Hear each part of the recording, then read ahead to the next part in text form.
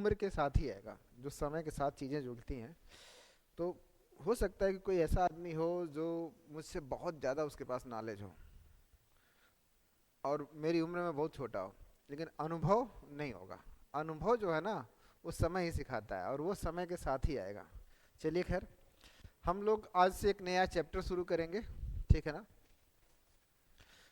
उस चैप्टर का नाम है ठीक ना, संघ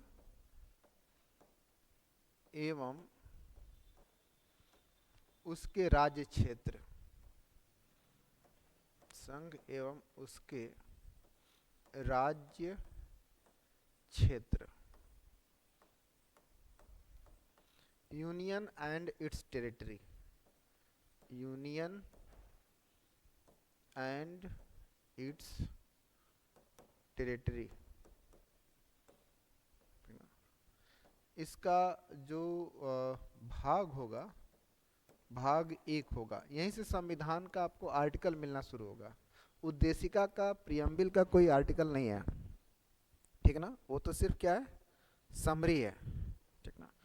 तो यहीं से संविधान का भाग शुरू होगा। तो संविधान का ये पहला भाग है और इस पहले भाग में जो अनुच्छेदों की संख्या है, अनुच्छेद 1 से लेकर 4 तक। लेकिन केवल अनुच्छेद 1 से लेकर 4 तक हम पढ़ लें तो इससे आपकी पॉलिटी कवर नहीं होगी। पॉलिटी में सिर्फ संविधान ही नहीं पढ़ना है, ठीक है ना। पॉलिटी में क्या पढ़ना है, संविधान के साथ साथ उससे संबंधित जो अन्य व्यवहारिक बातें हैं वो भी पढ़नी है। तो अनुच्छेद 1 से लेकर 4 तक भी पढ़ेंगे, एवं अन्य बातें, या अन्य एवं अन्य कर सकते हैं। अन्य का मतलब बहुत कुछ है जो अनुच्छेद 1 से लेकर 4 में नहीं दिया गया है और वो उसको भी हमें जानना चाहिए, ठीक है ना। तो चलिए शुरू करते हैं। टॉपिक पर आऊँगा, लेकिन आज टॉपिक पर आने के बाद तुरंत उतर जाऊँगा टॉपिक से, ठीक है ना। हाँ, तो टॉपिक पर पहले आता हूँ। आर्टिकल 1 है, अनुच्छेद 1 है, ठीक है। इस अनुच्छेद 1 को समझाने के लिए 2 दिन लगेगा। अनुच्छेद 1 में 3 बातें हैं। कितने? 3 बातें हैं। एक का एक मतलब एक का पहला हिस्सा, एक का दूसरा हिस्सा और एक का तीसरा हिस्सा। तो एक का एक का दो, एक का 3, ठीक है। अनुच्छेद 1 का 1 अब शुरू करते हैं, ठीक है। तो चलिए शुरू करते हैं। इसको लिख लिया ना, चलो लिख लो। एक का एक कहता है, अंग्रेजी में लिखूंगा, फिर हिंदी में चाहिएगा तो लिख दूंगा। India that is Bharat, that is Bharat shall be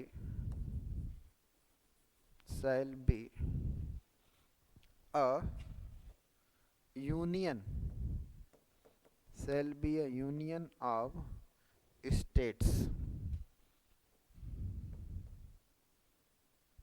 shall be a union of states।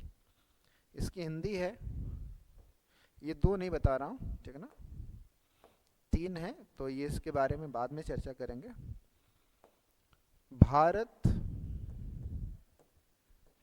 अर्थात इंडिया, भारत अर्थात इंडिया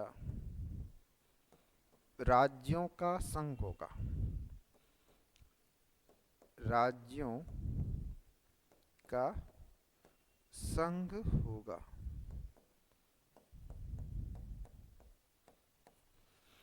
भारत अर्थात इंडिया राज्यों का संघ होगा। India that is Bharat shall be a union of states, ठीक है।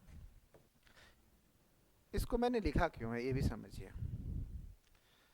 एक्चुअली क्या है ना कि ये जो यूनियन शब्द है ना, यहाँ पर ये यूनियन शब्द का बहुत कुछ सेंस है, ठीक है ना। ये यूनियन शब्द को समझाने के लिए हमने आपकी चीज़ा पूरा सेंटेंस लिखा है। तो यूनियन क्या है, इसी पर आज हम लोग चर्चा करेंगे। बाकी बातें इस सेंटेंस में क्या लिखी हैं वो सिंपल सी हैं, अभी समझा देता हूँ। लेकिन मेन जो समझने वाली बात है वो यूनियन है। क्या है? यूनियन, या पूरा अगर कहें तो यूनियन ऑफ स्टेट्स। अगर इस पूरे आर्टिकल को अगर आपको समझना है तो इसमें हम लोग इसको दो भागों में ब्रेक कर सकते हैं, ठीक ना। एक भाग जो है वो बताएगा नेम ऑफ द कंट्री। पहला हिस्सा क्या बताएगा? नेम ऑफ द कंट्री, कि हमारे देश का नाम क्या हो सकता है।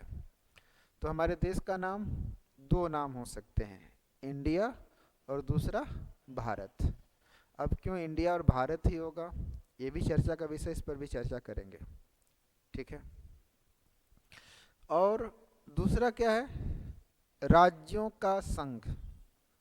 राज्यों का संघ, इसको इंग्लिश में बोलेंगे यूनियन ऑफ स्टेट्स। क्या बोलेंगे? Union of states. तो ये राज्यों का जो संघ शब्द है ये बताता है कि देश की राजनीतिक प्रकृति क्या होगी। ये बताएगा क्या? राजनीतिक प्रकृति को, देश का जो राजनीतिक व्यवस्था है उसकी प्रकृति, नेचर कैसा होगा, पॉलिटिकल नेचर कैसा होगा। और ये जो पहला हिस्सा है क्या बताता है? देश का नाम क्या होगा, देश का नाम। तो ये आर्टिकल 1.1 जो है, या पहले का जो पहला हिस्सा है, दो बातों का उल्लेख करता है, देश का नाम और देश की राजनीतिक प्रकृति। तो राजनीतिक प्रकृति क्या बताती है? कि ये क्या होगा? राज्यों का संघ होगा, यूनियन ऑफ स्टेट्स होगा, ठीक ना। तो अभी हम आपको इस चीज को खोलने जा रहे हैं, राज्यों का संघ, ठीक है। और इसकी इंग्लिश क्या है? Union, union of states. तो अभी हम लोग पहले चर्चा करेंगे यूनियन ऑफ स्टेट्स पर, फिर इस पर लौट करके आएंगे, ठीक है। तो चलिए शुरू करते हैं। लिखना है तो लिख लीजिए, लिख लिए तो अच्छी बात है, जल्दी से लिखिए।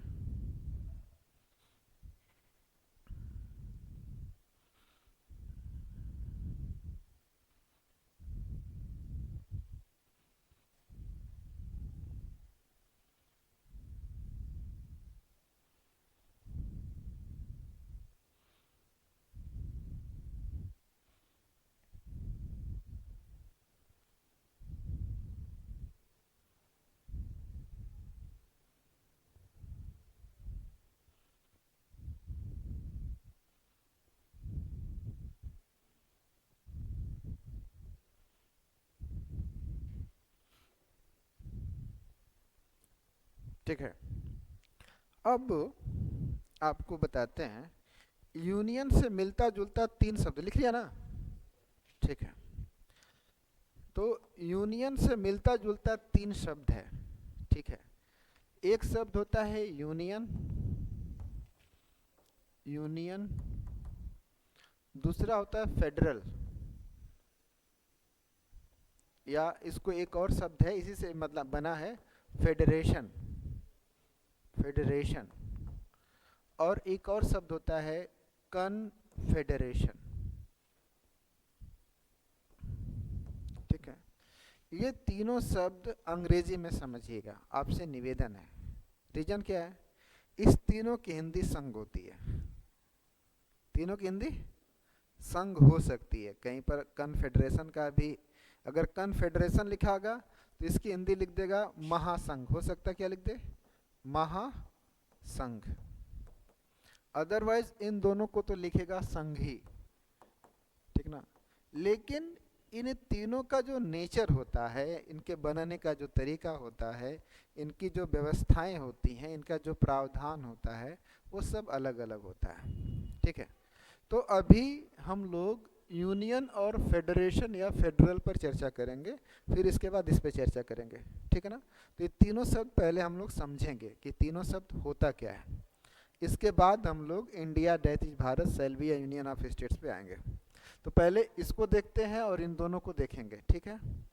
चलिए, अब अगली बात समझिए, ठीक है। जो सरकार होती है, यह सरकार को हम लोग दो भागों में क्लासिफाई कर सकते हैं। एक क्लासिफाई करने का आधार हो सकता है कार्यपालिका, क्लासिफाई मतलब वर्गीकृत करना, कार्यपालिका विधायिका संबंध, कार्यपालिका विधायिका संबंध, ठीक ठीक ना। अगर इस आधार पर सरकार को वर्गीकृत किया जाए तो कितने प्रकार हो सकते हैं सरकार के? कितने? कार्यपालिका और विधायिका के आधार पर सरकार को क्लासिफाई करें तो कितने प्रकार की सरकार हो सकती है? बताओ भाई, कौन कौन सी?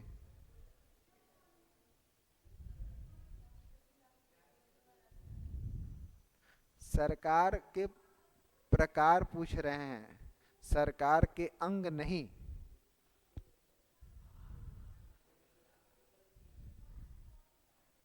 क्या होगा?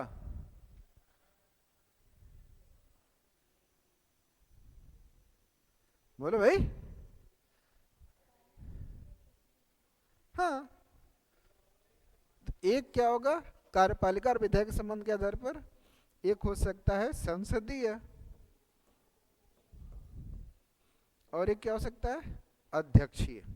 क्या हो सकता है? अध्यक्षीय। संसदीय में क्या होगा? कार्यपालिका और विधायिका के बीच संबंध क्या होगा? इनके बीच संबंध पाया जाएगा, ठीक ना, पाया जाएगा। और यहाँ पर कार्यपालिका और विधायिका के बीच में संबंध नहीं पाया जाएगा, कार्यपालिका विधायिका के बीच में संबंध नहीं है, बीच में डंडा है, ठीक है ना, तो संबंध नहीं पाया जाएगा। तो एक सरकार का वर्गीकरण हम इस आधार पर कर सकते हैं। पास में आ गई? ठीक है। दूसरा जो हम वर्गीकरण कर सकते हैं वह आधार है केंद्र सरकार और राज्य सरकार के बीच संबंध। केंद्र सरकार और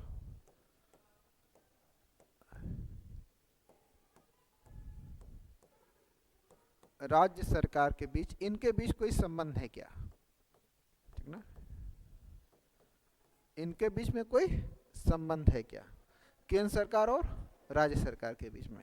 देखिए, केंद्र सरकार में भी कार्यपालिका विधायिका और न्यायपालिका हो सकती है, और राज्य सरकार में भी कार्यपालिका विधायिका और न्यायपालिका हो सकती है। सरकार के तीनों अंगों की बात करेंगे, तीन अंग वहाँ भी हो सकते हैं।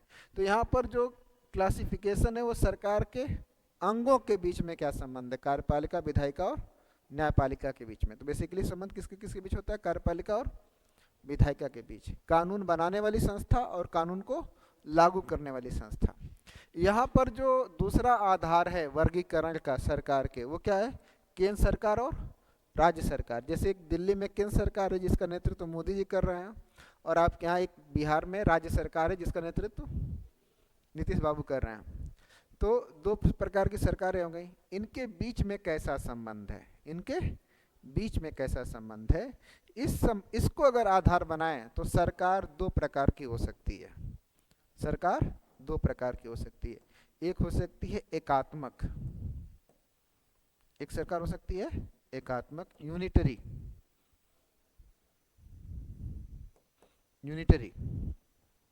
ठीक है।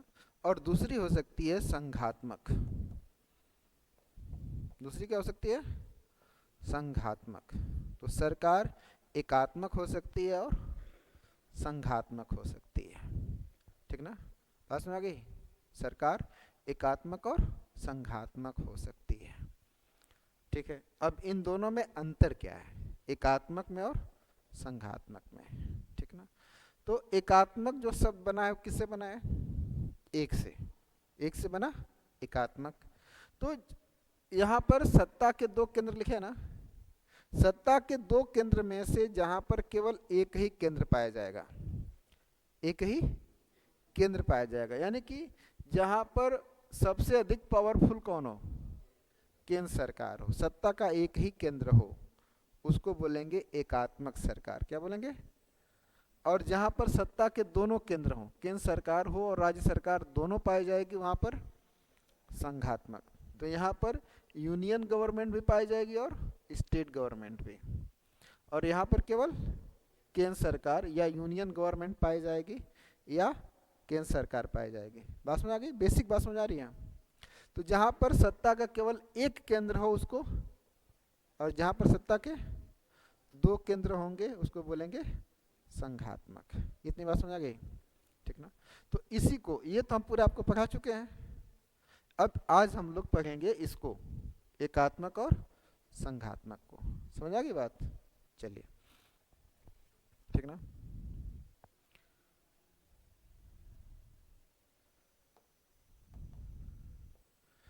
तो केंद्र राज्य संबंध, इसके आधार पर जो सरकार होगी, इस सरकार के दो रूप होंगे। एक होगा एकात्मक और दूसरी होगी संघात्मक।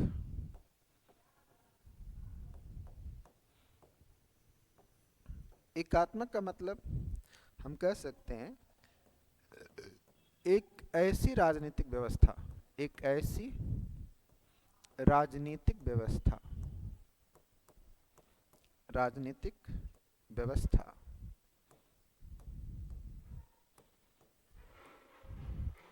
जिसमें जिसमें संवैधानिक तौर पर, संवैधानिक तौर पर सत्ता का केवल एक केंद्र पाया जाता है। एक केंद्र, ठीक ना, एक केंद्र। इसको क्या बोल सकते हैं? केंद्र सरकार। केंद्र सरकार भी बोल सकते हैं, इसी को संघ सरकार भी बोल सकते हैं, संघ या संघीय सरकार भी बोल सकते हैं, या संघ सरकार भी बोल सकते हैं। संघ सरकार, सत्ता का केवल एक केंद्र, ठीक ना, पाया जाता है, पाया जाता है।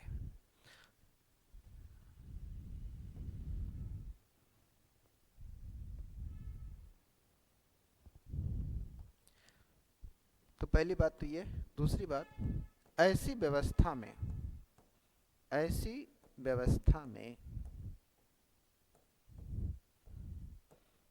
राज्य, राज्य को प्रांत भी कहते हैं, राज्य, प्रांत या इकाई,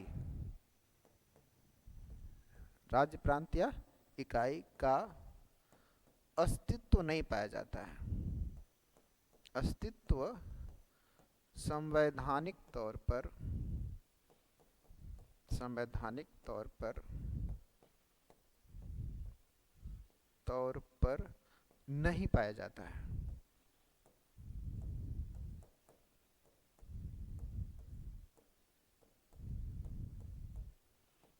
तो दूसरी बात। तीसरी बात, यदि राज्य पाया भी जाता है, पाया भी जाता है, तो वह अपने अस्तित्व, अपने अस्तित्व, शक्ति, अपने अस्तित्व शक्ति के लिए केंद्र पर निर्भर होता है। केंद्र पर निर्भर होता है, निर्भर होता है।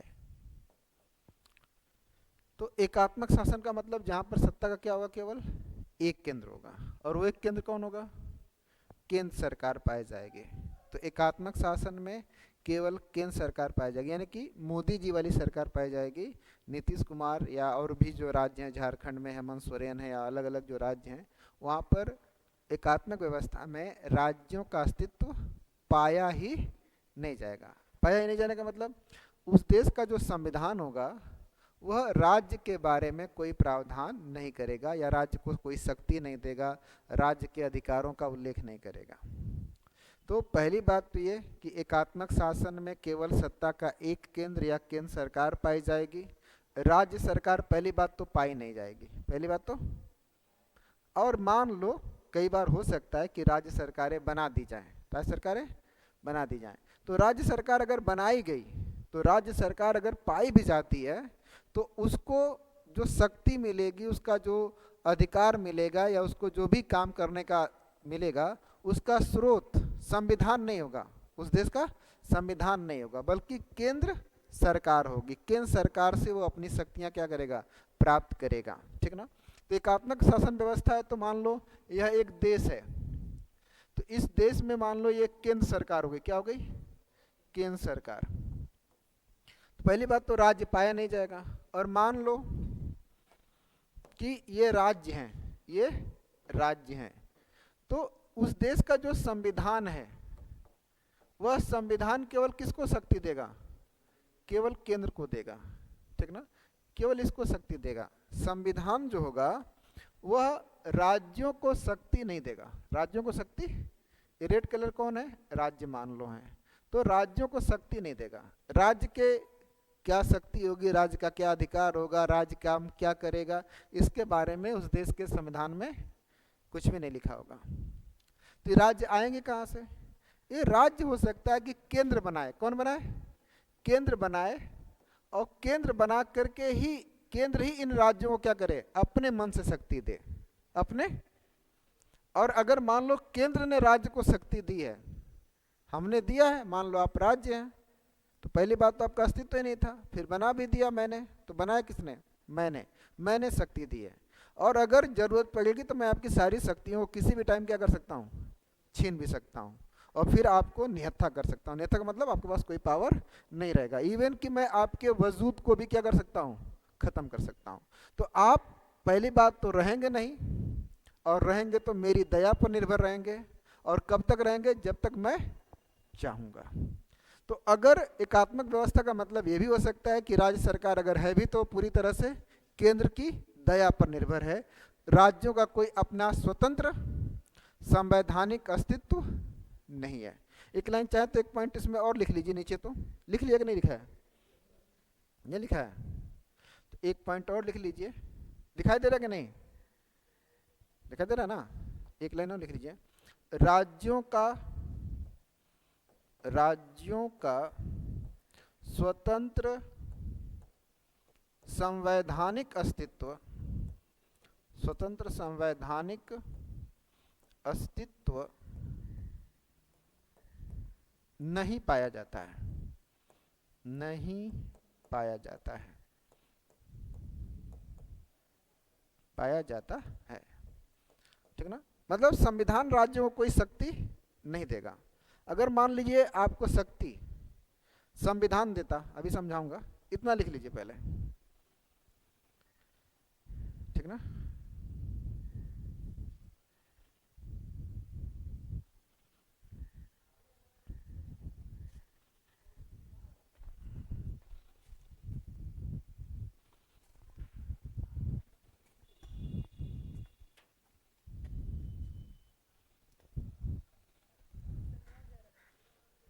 थोड़ा थोड़ा मोड़ा कि ज्यादा,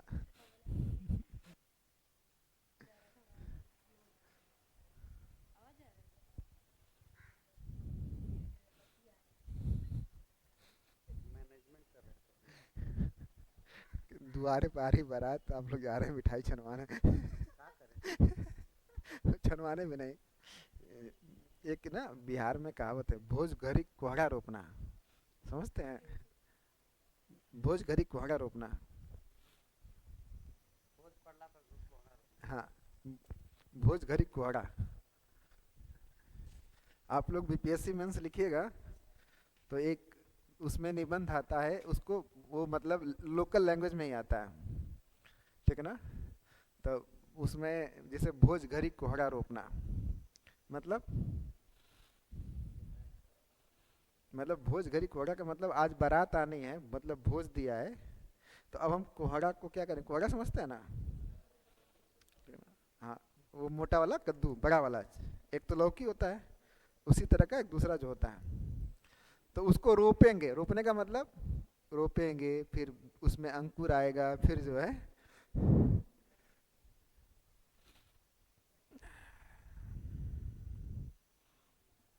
जल्दी से लिखिएगा। एकात्मक में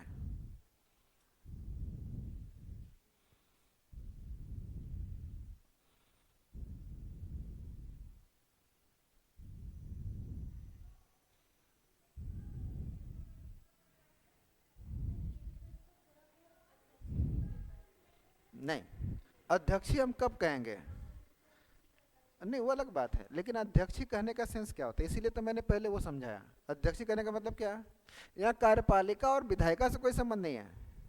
अध्यक्षीय का सेंस क्या था? अध्यक्षीय का मतलब कार्यपालिका और विधायिका के बीच में कोई संबंध नहीं है। यहाँ पर क्या बताना है? केंद्र सरकार और राज्य सरकार के बीच कोई संबंध है कि नहीं है। अमेरिका अध्यक्षीय भी है और संघात्मक भी हो सकता है। एक देश अध्यक्षीय और एकात्मक भी हो सकता है, अध्यक्षीय भी हो सकता है और भारत संघात्मक भी हो सकता है और संसदीय भी हो सकता है। बस ये, अगर हम एकात्मक का भारत को संघीय कह रहे हैं तो केंद्र और राज्य सरकार पाई जा रही है, भारत को हम संसदीय कर रहे हैं तो कार्यपालिका और विधायिका के बीच में संबंध है। ठीक ना? तो आप ही हैं, आप आदमी वही रहेंगे। यहाँ पर मेरे रिलेशन के संदर्भ में आप मेरे शिष्य हो गए, स्टूडेंट हो गए। आप घर में रहेंगे तो किसी के भाई रहेंगे, किसी के बेटे रहेंगे। तो रिलेशन किस आधार पर हम आपको देख रहे हैं? यहाँ आप, अगर मेरा बेटा भी बैठा रहेगा तो वहाँ पर मेरा क्या होगा? वो शिष्य ही होगा। ठीक ना? तो किस रिलेशन के आधार पर हम उसको देख रहे हैं? तो एक ही चीज़, एक ही देश, उस रिलेशन से देखेंगे तो अध्यक्षीय और संसदीय हो जाएगा, और इस रिलेशन से देखेंगे तो एकात्मक और संघात्मक हो जाएगा। समझा की बात ना? नहीं, ये चीज़ें अगर आप आधार नहीं समझिएगा तो आपको कन्फ्यूजन लगा कि एक बार सर तो पढ़ाए थे कि संघात्मक है, एक बार पढ़ा रहे हैं कि ये संसदीय है, ये कौन सा लफड़ा हो गया? ठीक है, गुरु जी खुद ही कन्फ्यूज हैं क्या? नहीं, कन्फ्यूज नहीं है, उसका आधार कहने का क्या है? अलग अलग है। हाँ। अच्छा, बच्चों को जब टीचर इतना क्लियर नहीं समझाता है तो बच्चा हमेशा कंफ्यूज में रहता है। ठीक ना? हाँ। वो पंचायत में एक बच्चा आता है, झोला फेंकता है, हम कल से स्कूल नहीं जाएंगे। तो भाई काहे नहीं जाओगे? तो कहे कि आज एक मास्टर साहब आए तो बताए कि भाई जो राहु होता है वो ई ग्रह है, वो पृथ्वी के चारों ओर चक्कर लगाता है। अब वो कहते हैं कि वो राहु जो होता है, राहु केतु जो है, उससे काला सर्प दोष बनता है कुंडली में। ठीक है ना? वो सांप की तरह रहता है। तो दोनों मास्टर साहब पगला गया है।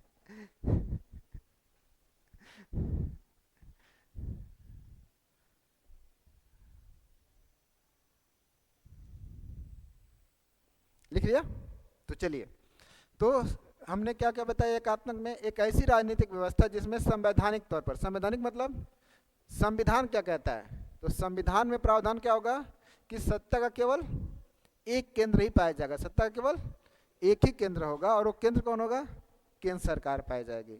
उस देश का जो संविधान है वो केवल केंद्र सरकार का गठन करेगा, राज्य सरकार का गठन नहीं करेगा। यानी कि उस देश का जो संविधान है, उस संविधान में राज्यों को कोई जगह नहीं दी जाएगी, राज्यों का स्वतंत्र संवैधानिक अस्तित्व नहीं पाया जाएगा। यानी कि उस देश का संविधान राज्यों की स्थापना नहीं करेगा, राज्यों का निर्माण नहीं करेगा, या राज्यों के बारे में कोई प्रावधान नहीं करेगा। एक बात समझ आ गई? तो ये बातें एक दूसरे से क्या है? रिकनेक्टेड हैं। समझ आ गई बात ना? दूसरी बात क्या है कि ऐसी व्यवस्था में राज्य या प्रांत या इकाई, तीनों कह सकते हैं, राज्य भी कह सकते हैं, प्रांत भी कह सकते हैं, और इकाई। इकाई का मतलब जैसे एक घड़ी है, तो घड़ी एक है लेकिन उसकी कई सारी इकाइयाँ, इकाइयों का मतलब पार्ट, जिससे मिलकर वो क्या बनी है? घड़ी बनी है। ठीक ना? तो घड़ी एक ही है लेकिन उसके पार्ट क्या है? बहुत सारे हैं। इकाई, उस पार्ट को क्या बोलेंगे? इकाई। तो बहुत सारी इकाइयाँ हो सकती हैं लेकिन उनका कोई संवैधानिक तौर पर अस्तित्व नहीं पाया जाता। तो लिख दिया था यार, दोबारा में मतलब का लिखा। तो राज्य या प्रांत या इकाइयों का कोई संवैधानिक तौर पर अस्तित्व नहीं पाया जाएगा, नहीं पाया जाएगा, मतलब राज्य रहेंगे ही नहीं। और तीसरा, अगर राज्य मान लो बना ही दिया गया, क्योंकि आजकल क्या हो रहा है, हम गुड गवर्नेंस की बात करने लगे हैं, तो जनता को अधिक सेवाएं और सुविधाएं देनी है, तो राज्य क्या कर सकते हैं? बना भी सकते हैं। लेकिन राज्य यहाँ पर संविधान नहीं बनाएगा, राज्य बनाएगा केंद्र, हम बनाएंगे। ठीक है ना। और केंद्र राज्यों को बना करके जितना मन करेगा वह राज्यों को शक्ति देगा, मन करेगा तो नहीं देगा, मन करेगा शक्ति देगा, मन करेगा शक्ति उनकी छीन लेगा। यानी कि राज्य अगर बन भी गए तो पूरी तरह से निर्भर होंगे केंद्र की सरकार के ऊपर, कि उसका अस्तित्व केंद्र के ऊपर निर्भर होगा। तो ऐसी व्यवस्था को क्या बोलते हैं? एकात्मक व्यवस्था। ठीक ना, लिख लीजिए इसके उदाहरण लिखिए। एकात्मक व्यवस्था के उदाहरण लिखिए। फिनलैंड, फिनलैंड, नॉर्वे, फिनलैंड, ठीक ना, Norway, Belgium, Norway, Belgium, Spain, Sweden, Spain, Sweden, Britain, Japan, Britain, Japan, Britain, Japan, France, चीन, इटली, स्वीडन लिख लिया, स्पेन हो गया ना, बेल्जियम, नॉर्वे, सब हो गया। हाँ, ये सब क्या है? एकात्मक व्यवस्था वाले देश हैं। ठीक है ना। अब ये जो एकात्मक व्यवस्था वाला देश है, यह केंद्र राज्य संबंधों के आधार पर संघात्मक भी हो सकता है, सॉरी नहीं, कार्यपालिका और विधायक के संबंध के आधार पर अध्यक्षीय भी हो सकता है और संसदीय हो सकता है। उदाहरण के लिए इंग्लैंड क्या है? संसदीय है। ठीक है ना, तो वो संसदीय भी है और एकात्मक भी है। ठीक ना। तो एकात्मक कहने का मतलब केवल सत्ता का एक केंद्र है, और संसदीय कहने का मतलब वहां पर कार्यपालिका और विधायिका के बीच में संबंध पाया जाता है। इतनी समझा के बात ना। ठीक है, अब हम लोग देखेंगे संघात्मक। किसके बारे में देखेंगे? संघात्मक। तो संघात्मक में क्या होगा समझिए। संघात्मक में कन्फर्म, कंपलसरी है कि सत्ता के दो केंद्र होंगे। सत्ता के दो केंद्र, सत्ता के दो केंद्र होंगे। एक कौन सा? सत्ता के दो केंद्र। कौन कौन सा? एक केंद्र सरकार और दूसरी राज्य सरकार। एक केंद्र सरकार, दूसरी राज्य सरकार। ठीक ना। तो संघात्मक व्यवस्था में सत्ता के दो केंद्र होंगे, एक केंद्र सरकार और दूसरी राज्य सरकार। और यह मान लो ये संविधान है, तो यह संविधान जो होगा वो केंद्र सरकार को भी शक्ति देगा और यही संविधान राज्य को भी शक्ति देगा। ऐसी व्यवस्था में राज्य सरकार अपने अस्तित्व के लिए केंद्र के दया पर निर्भर नहीं है। क्यों नहीं है? क्योंकि जिस संविधान ने केंद्र को शक्ति दी है उसी संविधान ने राज्य को शक्ति दी है, और राज्य के मामले में यहाँ केंद्र का कोई हस्तक्षेप नहीं है। ठीक ना। राज्य का अस्तित्व संविधान ने निर्धारित किया है। राज्य अपनी शक्तियों का स्रोत कहाँ से लेता है? संविधान से लेता है। इसलिए राज्य यहाँ पर संविधान पर निर्भर है, संवैधानिक तौर पर राज्य का अस्तित्व है, और राज्य अपने शक्तियों के लिए, अपने अधिकारों के लिए केंद्र पर निर्भर न होकर के संविधान पर निर्भर है। तो यहाँ पर इसलिए सत्ता का क्या है? दो केंद्र पाए जाते हैं, और दोनों स्पष्ट हैं, दोनों स्पष्ट है, दोनों की शक्तियाँ स्पष्ट हैं, दोनों के कार्य स्पष्ट हैं, और दोनों एक दूसरे के कार्यों में हस्तक्षेप नहीं कर सकते हैं। क्यों नहीं कर सकते? संविधान ने इसको अलग दिशा दी है, संविधान ने इसको अलग दिशा दी है।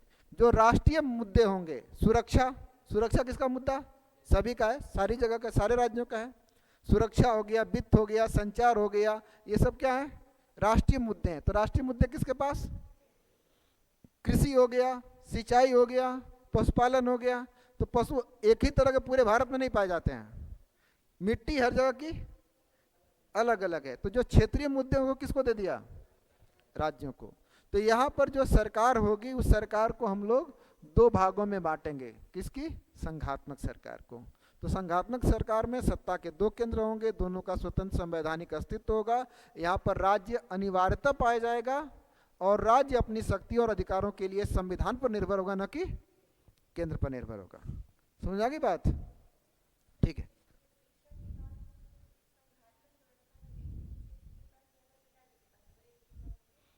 अगर एक चुनना हो तो ये डिपेंड करेगा उस देश की शिक्षा व्यवस्था कैसी है। अगर भारत के संदर्भ में बात करें तो भारत के संदर्भ में हमें लगता है कि ये राज्य के पास रहे तो ज़्यादा अच्छा है।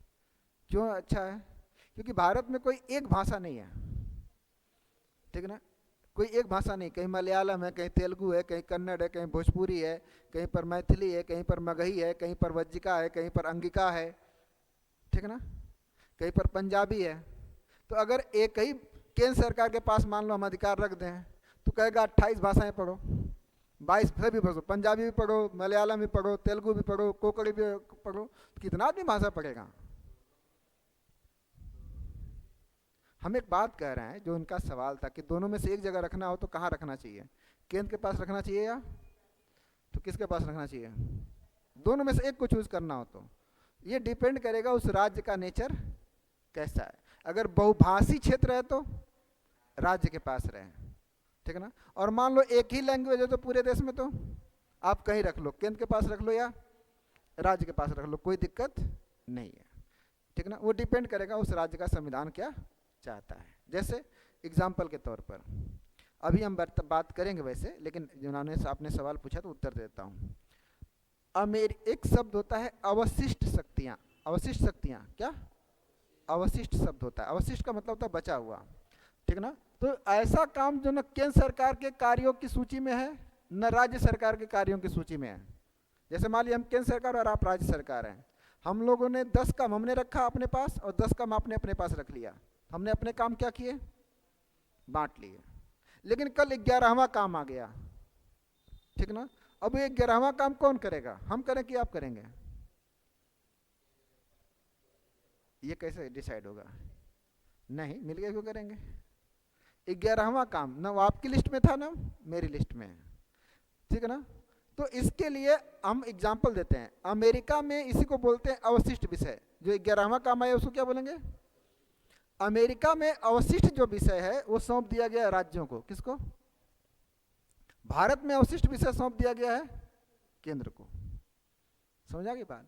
तो ये डिपेंड करेगा उस देश के संविधान के ऊपर। लेकिन एक सिंपल सी कॉन्सेप्ट यही है कि जो राष्ट्रीय हित के विषय हैं वो केंद्र के पास रहेंगे, जो सारे राज्यों की जरूरतें हैं वो केंद्र के पास रहेंगी, जो सारे राज्यों के हितों की बात करेगा वो केंद्र के पास रहेगा, और जो क्षेत्रीय हित रहेंगे वो राज्यों के पास रहेंगे। एक सिंपल सा इसका विभाजन का आधार हो सकता है, ठीक है ना। बाकी तो संविधान निर्माता किसको कहाँ रखते हैं ये उनके ऊपर डिपेंड करता है। बेसिक बात समझ आ गई ना। तो संघात्मक व्यवस्था लिखिए, लिखिए, लिख लीजिए, लिखिए। संघात्मक व्यवस्था में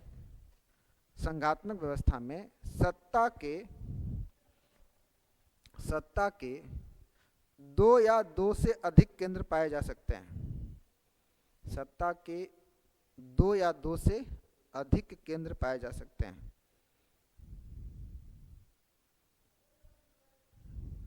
केंद्र पाए जा सकते हैं।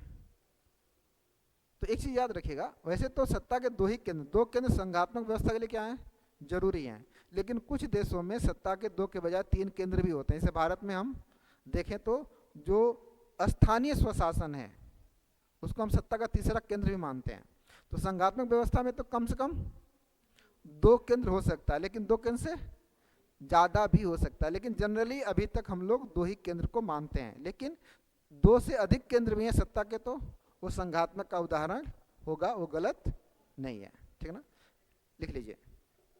अनिवार्यतः, हाँ अनिवार्यतः सत्ता के 2 केंद्र तो पाए ही जाएंगे। अनिवार्यतः सत्ता के 2 केंद्र पाए ही जाएंगे। अनिवार्यतः सत्ता के 2 केंद्र पाए ही जाएंगे। एक केंद्र या संघ, एक केंद्र या संघ, एक केंद्र या संघ सरकार, और दूसरा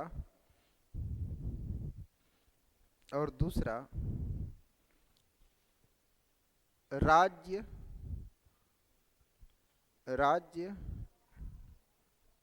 प्रांत या इकाई सरकार। राज्य प्रांत या इकाई सरकार,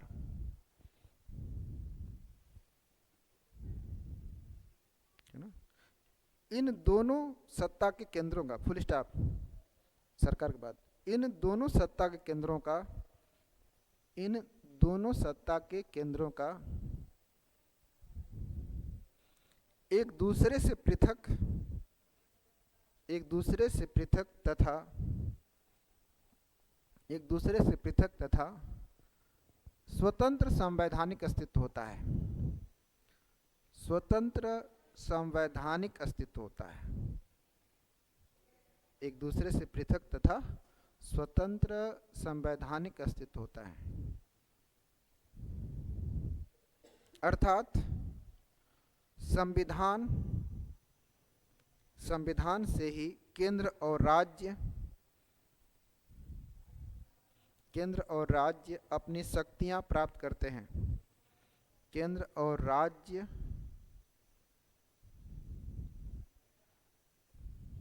होता है, लिखो, अर्थात केंद्र और राज्य दोनों संविधान से ही अपनी शक्तियां प्राप्त करते हैं तथा राज्य अपने अस्तित्व के लिए, तथा राज्य अपने अस्तित्व के लिए,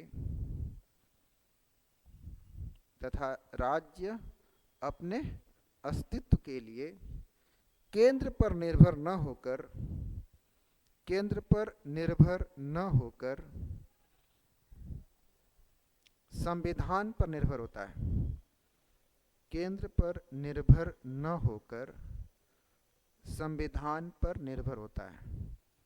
राज्य अपने अस्तित्व के लिए, अपने अस्तित्व के लिए केंद्र पर निर्भर न होकर, केंद्र पर निर्भर न होकर,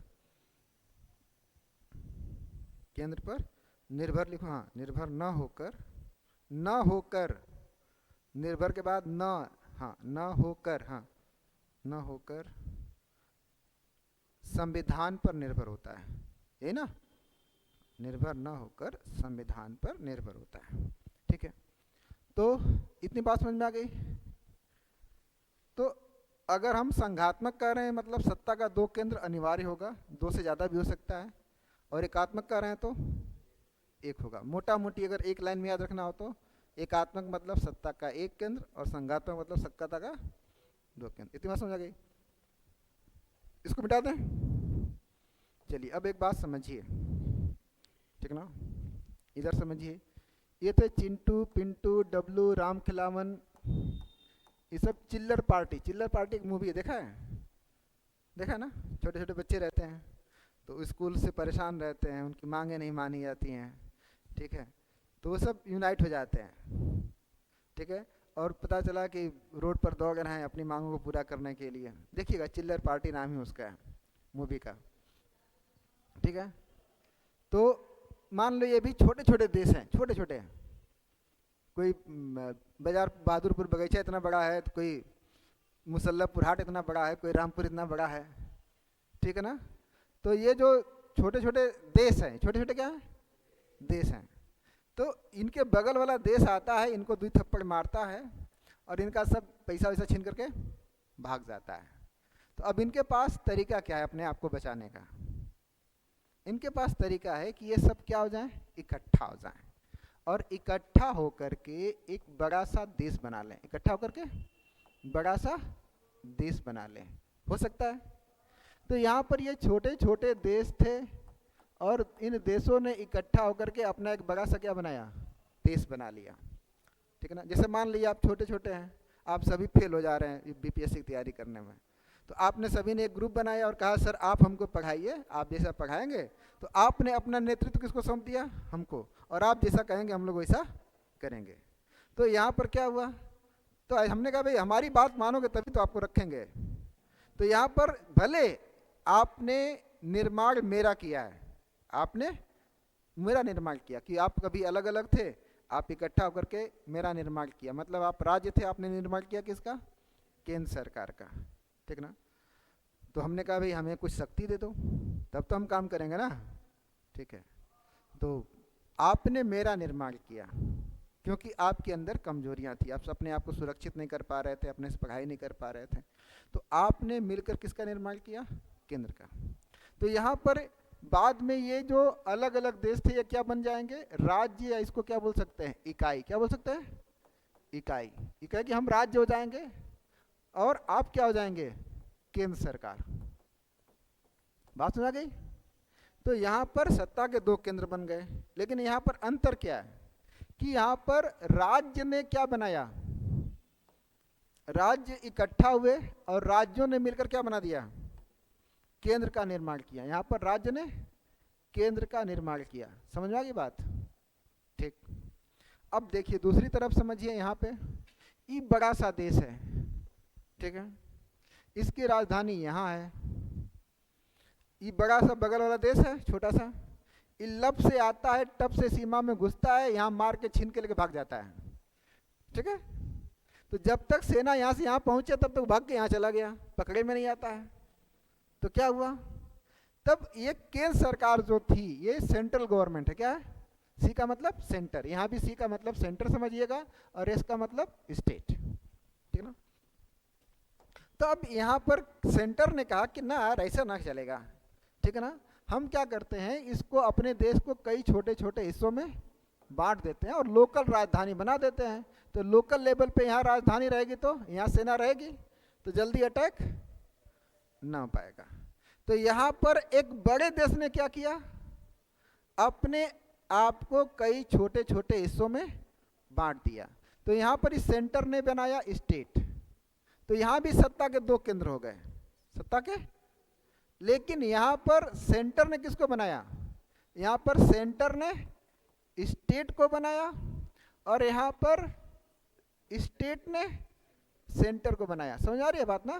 ये तीर का मतलब किसने किसको बनाया? तो स्टेट ने सेंटर को बनाया और यहाँ पर सेंटर ने स्टेट को बनाया। तो दोनों संघात्मक व्यवस्था के उदाहरण हैं, क्योंकि सत्ता के दो केंद्र दोनों जगह पर हैं, लेकिन दोनों के बनने का तरीका क्या है? अलग अलग है। यहाँ पर राज्यों ने मिलकर, राज्य कमजोर थे और कमजोर राज्य मिले और एक मजबूत केंद्र का निर्माण किए। समझ आ गई बात? और यहाँ पर केंद्र मजबूत था, उसने समय की मांग को ध्यान में रखते हुए, विकास को ध्यान में रखते हुए कि बड़ा देश है, हम विकास नहीं कर पा रहे हैं, तो क्या किया? अपने आप को कई छोटे छोटे हिस्सों में बांट करके राज्य का निर्माण किया, ठीक है। अब इन दोनों व्यवस्थाओं में समानता देखिए, ठीक ना, और वो समानता जैसे मैं बताऊंगा आपको लिखते चलना भी होगा, ठीक ना। तो दो कॉलम ऐसे बना लीजिएगा। पहली समानता हम लोग क्या देखेंगे? दोनों जगह क्या समानता है? सत्ता के दो केंद्र हैं, सत्ता के दो केंद्र हैं कि नहीं है? सत्ता के दो केंद्र कौन कौन सा? केंद्र सरकार और राज्य सरकार, है ना, ठीक है। यहाँ सत्ता के दो केंद्र हैं कि नहीं है? और बना लीजिए आराम से, लिखते चलिएगा, समझाते चलेंगे, ठीक ना। और इसको समझ गए तो जीवन भर कभी आपको डाउट नहीं होगा। बना लीजिए आराम से।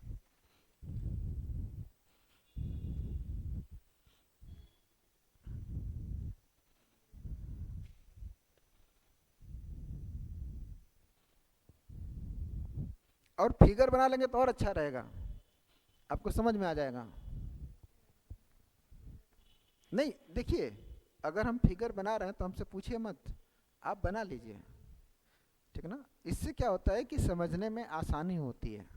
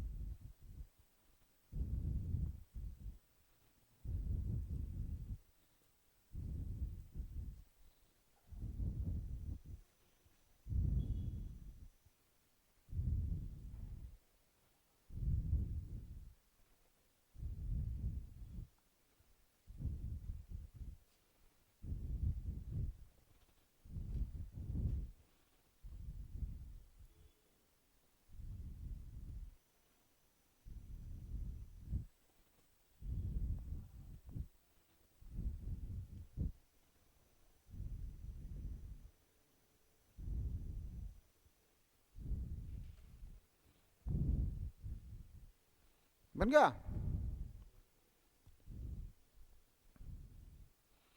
तो यहां भी सत्ता के क्या है, दो केंद्र है, केंद्र सरकार और यहाँ राज्य सरकार। बनने का तरीका भले अलग है लेकिन सत्ता के दो केंद्र पाया जाएगा ना। ठीक है, यहां भी क्या होगा, सत्ता का दो केंद्र, सत्ता का दो केंद्र। कौन कौन सा, तो यहां भी एक केंद्र सरकार होगी और यहां भी एक राज्य सरकार होगी। आप लोग पूरा केंद्र और राज्य लिखिएगा, ठीक ना, आप लोग काम चोरी मत करिएगा। हम क्योंकि हमको जो बनना हम बन गए हैं, ठीक है ना, और आपको वो बनना है जो हम नहीं हैं। ठीक है, अब दूसरी बात, सत्ता के दो केंद्र हैं तो दोनों के बीच क्या होना चाहिए, शक्तियों का विभाजन। शक्तियों का क्या होना चाहिए, विभाजन। भाई दो अलग अलग सत्ता के दो केंद्र हैं तो दोनों एक ही काम तो करेंगे नहीं, और एक ही काम करेंगे तो वो सोचेगा हम कर दें, हम सोचेंगे आप कर दीजिए, हैगा कि नहीं। कोई आदमी स्वभावतः कामचोर होता है, ठीक है। तो अगर आपको कह दें कोई ऐसा काम की हम भी कर सकते हैं आप भी कर सकते हैं, तो आप क्या सोचेंगे, सर कर देते तो बढ़िया रहता। और सर क्या सोचेंगे, अरे सब अपने कर लेगा, काहे परेशान हो। तो दोनों एक दूसरे के ऊपर डालेंगे और अंततः काम नहीं होगा। तो इसका अच्छा तरीका है भैया काम बांट लो। तो क्या किया जाए, कार्यों का विभाजन या शक्तियों का।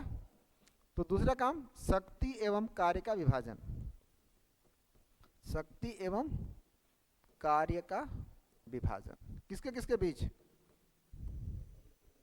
हाँ विभाजन सेंटर और स्टेट के बीच। शक्ति और कार्य का मतलब देखिए, हम आपको कोई काम दें और काम के लिए शक्ति ना दें तो काम कर पाएंगे। जैसे हम कहें जाओ दाऊद इब्राहिम को पकड़ लाओ पाकिस्तान से, जाओ अभी और लाठी ले लो, ठीक है ना, लाठी ले लो कहीं से और क्या करना, जाओ दाऊद इब्राहिम को पकड़ लाओ, क्या कहेंगे, सर ही रखिए अपनी नौकरी हम ना जाएंगे जान देने, उसके पास AK-47 है और हम हमको दे रहे हैं क्या, लाठी। तो आप काम करेंगे तो नहीं। तो जितना काम उस काम को करने के लिए उसी अनुपात में क्या चाहिए, शक्ति भी चाहिए। अगर काम कम दे शक्ति ज्यादा दें तो क्या होगा, हम आपको काम दें और शक्ति ज्यादा दें तो क्या करेंगे। आप सिपाही हो और कहते तुमको एक दिन के लिए SP बनाते हैं, उससे बड़ा तानाशाह कोई नहीं होगा उस दिन। तो अगर किसी को काम कम हो और शक्ति ज्यादा हो तो अपनी शक्तियों का दुरुपयोग करेगा, और किसी को हम काम ज्यादा दें और शक्ति कम दे तो काम ही नहीं होगा। इसलिए न तो कम शक्ति चाहिए न ज्यादा शक्ति चाहिए, जितना काम उसी अनुपात में क्या चाहिए, शक्ति चाहिए। तो शक्ति और कार्यों का विभाजन होगा।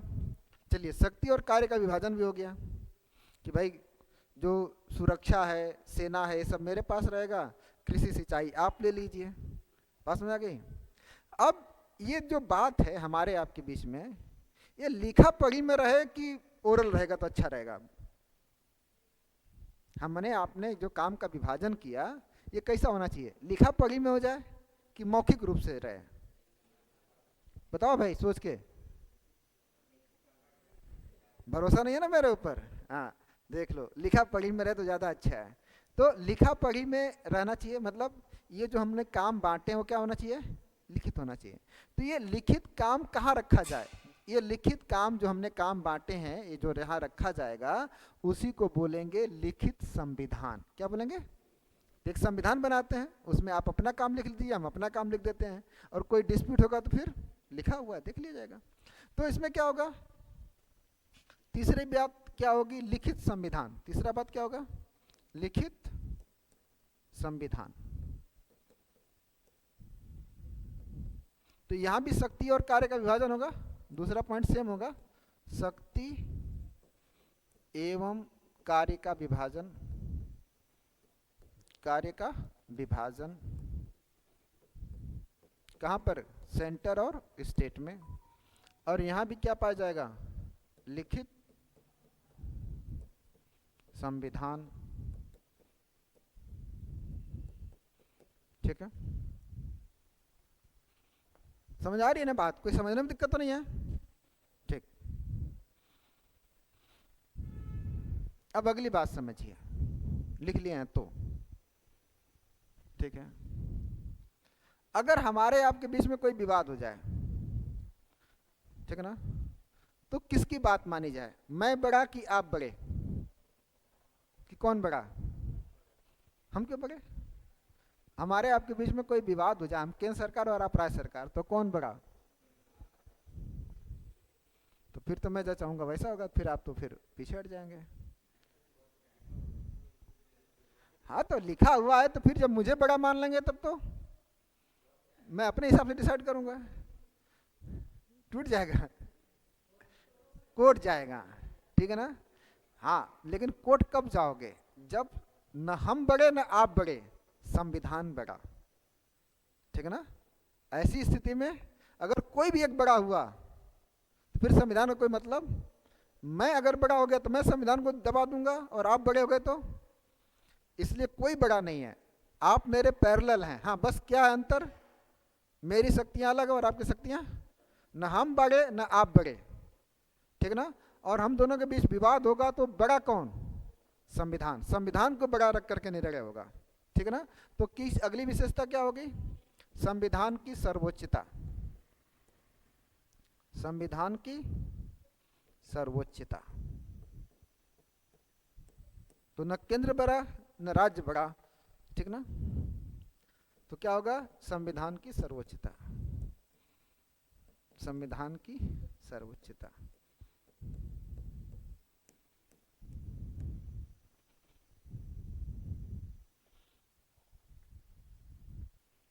तो संविधान बड़ा, ठीक है। अब केंद्र और राज्य के बीच विवाद हो जाए, हम कहते हैं नहीं नहीं ये होगा, आप कहें वो होगा, तो हम दोनों के बीच में फैसला कौन करें? हम करें कि आप करें या कोई और करे? हमारे आपके बीच में मान लो किसी बात पर विवाद हो जाए, आप मैं केंद्र सरकार और आप राज्य सरकार हैं, तो हम दोनों का फैसला हम दोनों करेंगे, कोई तीसरे को सौंप दें? हम दोनों करेंगे तो, अगर आप करेंगे तो आप अपना पक्ष लेंगे, हम करेंगे तो। इसलिए हम चाहते हैं कि एक तीसरी संस्था बनाई जाए जो क्या करे, हम दोनों के बारे में बिना पक्षपात के क्या करे, निर्णय ले। तो तीसरी संस्था क्या हो सकती है? स्वतंत्र न्यायपालिका। तीसरी संस्था क्या होगी? स्वतंत्र न्यायपालिका। भाई न्याय तो करेगी ना, तो न्यायपालिका कैसे होनी चाहिए? स्वतंत्र। स्वतंत्र का मतलब जो न केंद्र के दबाव में आए ना, हाँ वो किसी के दबाव में नहीं रहनी चाहिए।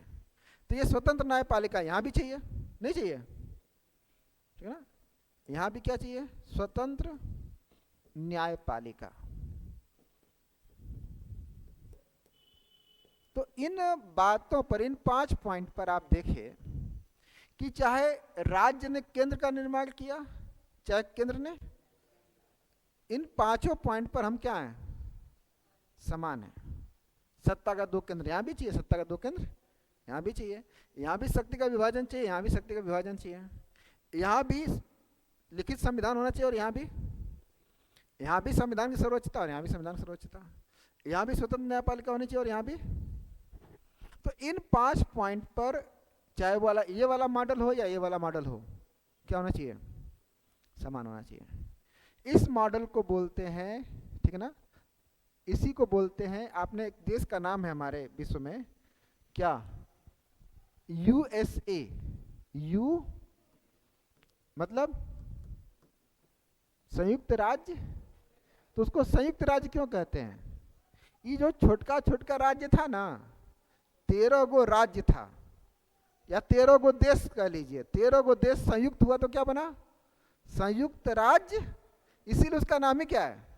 संयुक्त। मतलब छोटका छोटका था और फिर यूनाइट हुआ, तो अंग्रेजी में क्या बोलते हैं? यूनाइटेड, ठीक है ना। तो यूनाइटेड हुआ, तो इसीलिए इसका नाम बोलेंगे यूनाइटेड स्टेट्स ऑफ अमेरिका।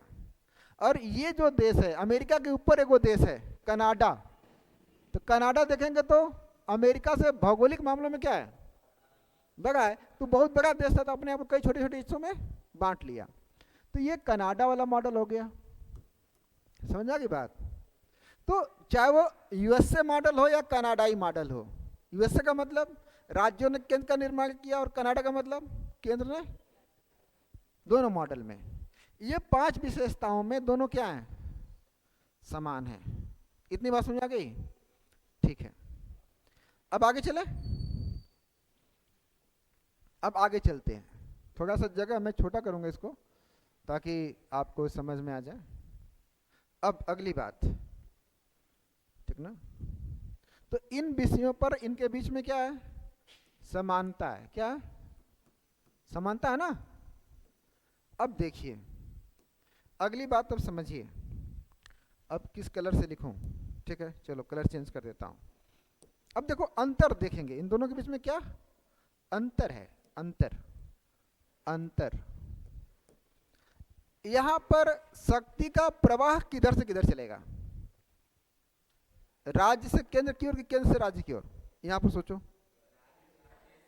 हाँ, जैसे आप मुझे बना रहे हैं तो आप डिसाइड करेंगे ना कि मेरे पास कितनी शक्ति होनी चाहिए, ठीक है ना? तो मुझे कितनी शक्ति देंगे ये कौन डिसाइड करेगा? आप डिसाइड करेंगे, मतलब राज्य डिसाइड करेगा। और मान लीजिए एक एग्जांपल से बात कर रहा हूं, तो पहली बात तो कि मेरे पास कितनी शक्ति आएगी ये आप डिसाइड करेंगे। और मान लीजिए 100 शक्तियां हैं, कुल देश चलाने के लिए कितनी शक्तियों की जरूरत है? 100 शक्ति, मतलब 100 विषय, 100 विषय पर काम होगा तो देश अच्छे से चलेगा। तो 100 में से कितना काम आप हमको, कितना परसेंट हमको दे सकते हैं? सोच के बताइएगा। 100 में से कितना काम आप मुझे दे सकते हैं?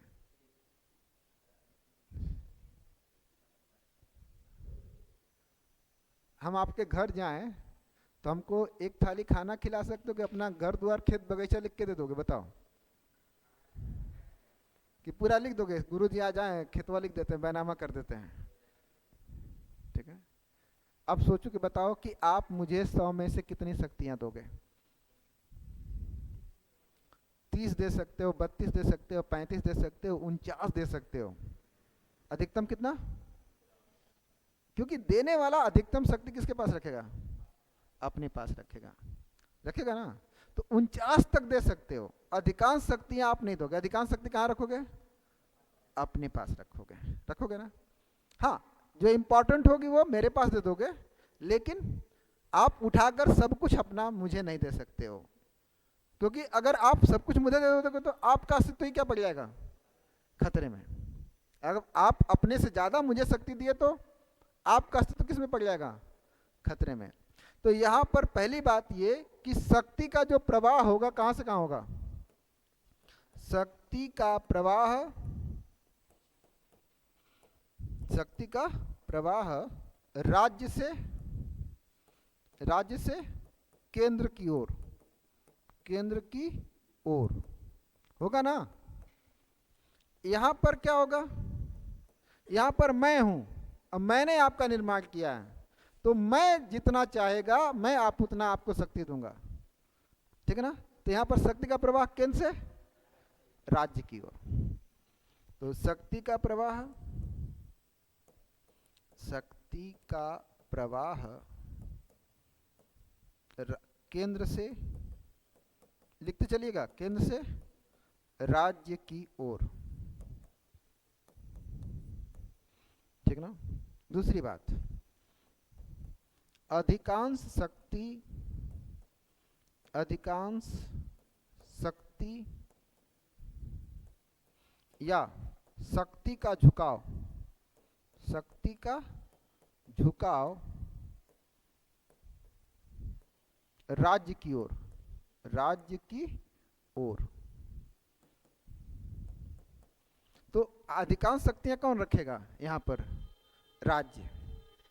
यहां पर मुझे आपको शक्ति देनी है, 100 है तो मैं अधिकतम कितना दे सकता हूं? 49। तो अधिकांश शक्तियां, हाँ, अधिकांश शक्ति, अधिकांश शक्ति केंद्र के पास, ठीक है? इतनी बात समझ आ गई ना? लिख लिया ना? लिखते चलिएगा। अब अगली बात सोच के बताइए। इस वाले मॉडल में, अमेरिका वाले में, आपने मेरा निर्माण किया है, तो अवशिष्ट शक्ति कौन रखे? अवशिष्ट का मतलब जो विभाजन हुआ था तो किसी के पास नहीं थी, ठीक है ना? जब शक्ति का हमने संविधान निर्माण कर रहे थे हम लोग, तो 100 काम थे, तो आपने 49 हमें दे दिया, 51 अपने पास रख लिया था, यही ना, ठीक है। लेकिन मान लो 100 ही काम का क्लासिफिकेशन हुआ था ना, 100 में 49 मेरे पास आया था और 51 आपके पास था, लेकिन 101वां काम आ गया तो कौन रखेगा, कौन रखना चाहेगा, आप लोग सोच के बताइएगा। हाँ, आप लोग मुझे शक्ति दे रहे हैं तो आप कभी नहीं चाहेंगे कि ज्यादा शक्ति इनके हाथ में जाए, तो अधिकांश जो अवशिष्ट शक्ति होगी यहां पर कौन रखना चाहेगा, लिख लीजिए, अवशिष्ट शक्तियां राज्यों के पास, अवशिष्ट, अवशिष्ट का मतलब समझ गए ना, बचा हुआ, अवशिष्ट शक्ति राज्यों के पास।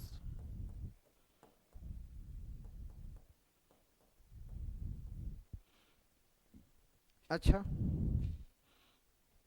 अब देखिए यहां पर मैंने आपको बनाया है, अधिकांश शक्ति मैं अपने पास रखा हूं, तो अवशिष्ट शक्ति कौन रखे, यहां पर कौन रखना चाहिए इस वाले मॉडल में, तो अवशिष्ट शक्ति केंद्र के पास, अवशिष्ट शक्ति केंद्र के पास, अवशिष्ट शक्ति केंद्र के पास।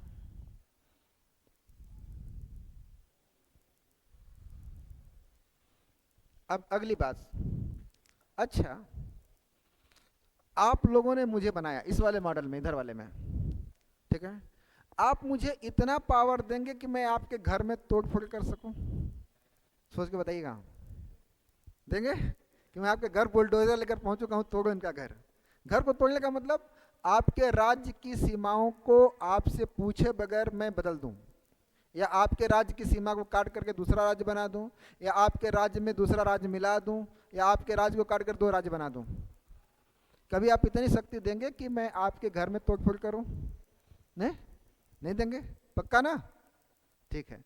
तो लिखिए, राज्य की सीमाओं में राज्य की सहमति के बिना परिवर्तन नहीं,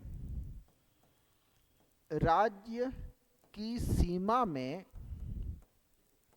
राज्य की सीमा में राज्य की सहमति के बिना परिवर्तन नहीं, परिवर्तन नहीं, ठीक, राज्य की सहमति के बिना मतलब अगर आप करना होगा तो आपसे सहमति, आप अगर कर देंगे ठीक है तो हम कर देंगे, लेकिन आपकी सहमति के बिना संभव। अच्छा, इस वाले मॉडल में आ जाइए, मेरी बारी, अगर मैंने अपनी सुविधा के लिए क्या बनाया था, आपको बनाया था, और मुझे लगता है ना अभी और राज्य बनाने चाहिए, तो आपकी सहमति की जरूरत है मुझे, नहीं, आप क्या करते रह जाएंगे और मैं क्या करूंगा, आपको काट करके दूसरा राज्य, ठीक है ना। तो यहाँ लिखिए, राज्य की सीमा में केंद्र सरकार आसानी से परिवर्तन कर सकती है, या राज्य की सीमा में परिवर्तन के लिए, राज्य की सीमा में परिवर्तन के लिए, परिवर्तन के लिए राज्य की सहमति की आवश्यकता नहीं, राज्य की सहमति की आवश्यकता नहीं, सहमति की आवश्यकता नहीं, ठीक है, राज्य की सहमति की आवश्यकता नहीं है, ठीक है। अब अगली बात समझिए, यहां पर मेरा क्षेत्र फिक्स है, ये पूरा देश, आपका क्षेत्र क्या है, फिक्स है, पूरा राज्य, आप अपने राज्य के, आपकी राज्य की सीमा में बदलाव नहीं हो सकता और मेरे देश की सीमा में बदलाव नहीं हो सकता। तो ऐसी स्थिति में नागरिकता कितने प्रकार की रखी जाए, 1 की 2, नागरिकता कितनी रखी जाए, 1 की 2,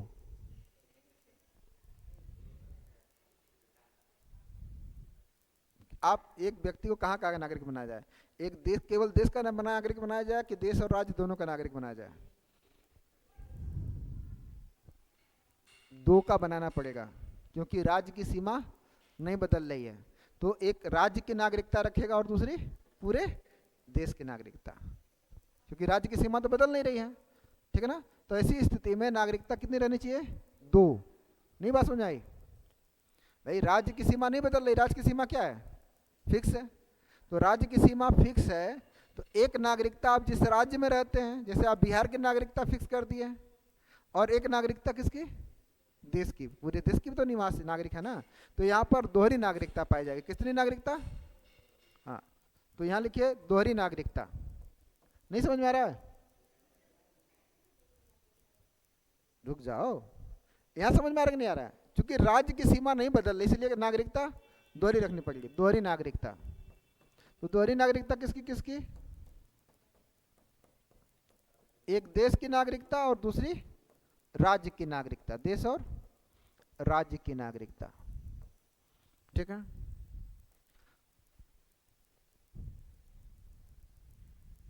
ठीक है, लिख लिया। अब इधर वाले मॉडल में आ जाओ। मैंने आपको बनाया है, कभी मैंने बिहार बनाया था, फिर मैंने झारखंड बना दिया, और जरूरत पड़ी तो मिथिलांचल बना दूंगा, और जरूरत पड़ी तो पूर्वांचल बना दूंगा। तो हर बार आपके सर्टिफिकेट पर आपके राज्य का नाम क्या होगा? चेंज होगा कि नहीं होगा? होगा। तो आप जिंदगी भर जो है क्या रह जाएंगे? सर्टिफिकेट पर नाम चेंज कराते रह जाएंगे। तो क्या किया जाए? नागरिकता एक रखी जाएगी, 2? क्या रखी जाए? 1। लिखिए यहाँ पर कैसी नागरिकता होगी? एकल नागरिकता। क्या होगी? एकल नागरिकता, एकल नागरिकता, ठीक है।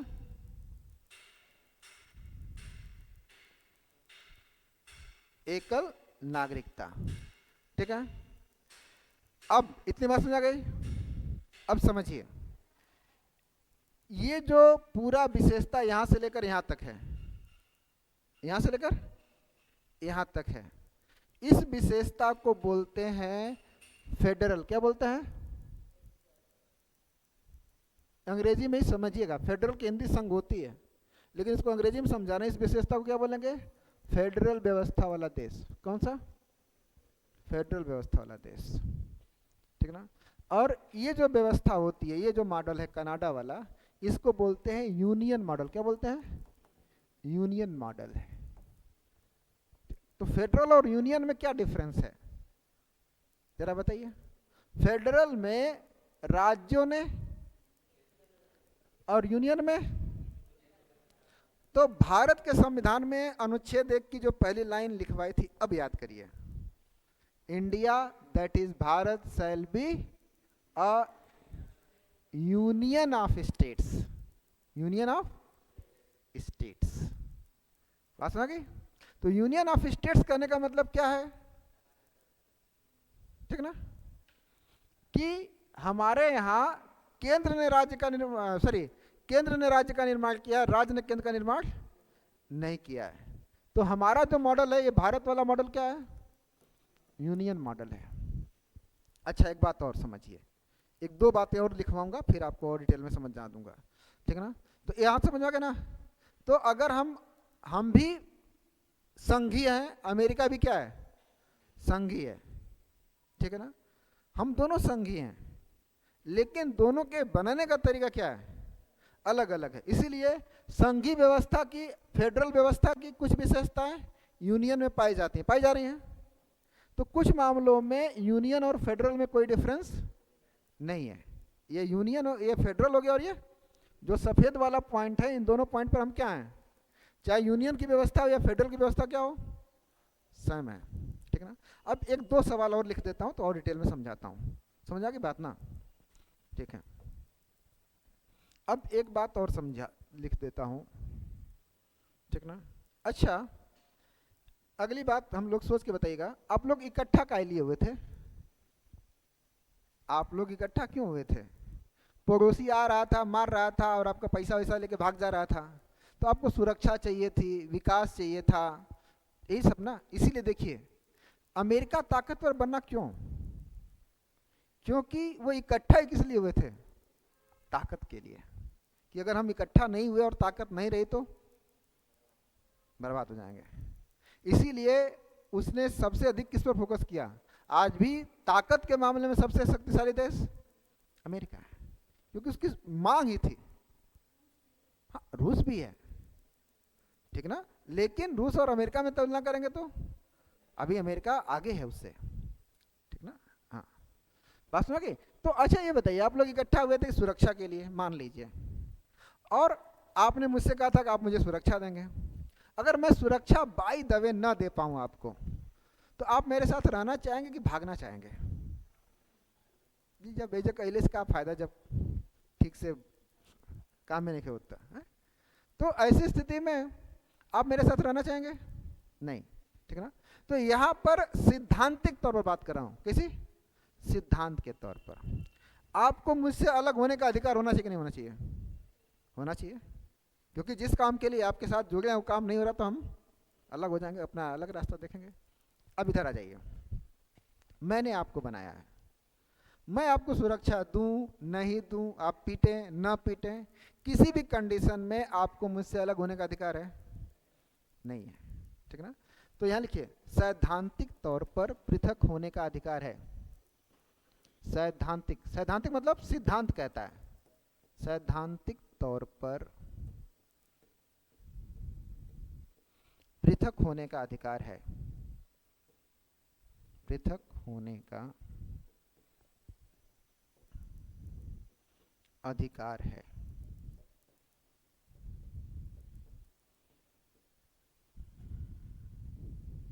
सिद्धांत कहता है, सिद्धांत का मतलब नियम तो ही कहता है कि भाई अगर आप मेरे से, आपको लगता है कि हम सेटिस्फाई नहीं है मेरे पढ़ाने से, तो आप मुझसे क्या हो सकते हैं? अलग हो सकते हैं, ठीक है ना, ठीक है। लेकिन यहां पर सैद्धांतिक तौर पर अलग होना चाहिए राज्य को, तो यहां पर सैद्धांतिक तौर पर, सैद्धांतिक तौर पर केंद्र से पृथक होने का अधिकार नहीं, पृथक होने का अधिकार नहीं, अधिकार नहीं है, ठीक है।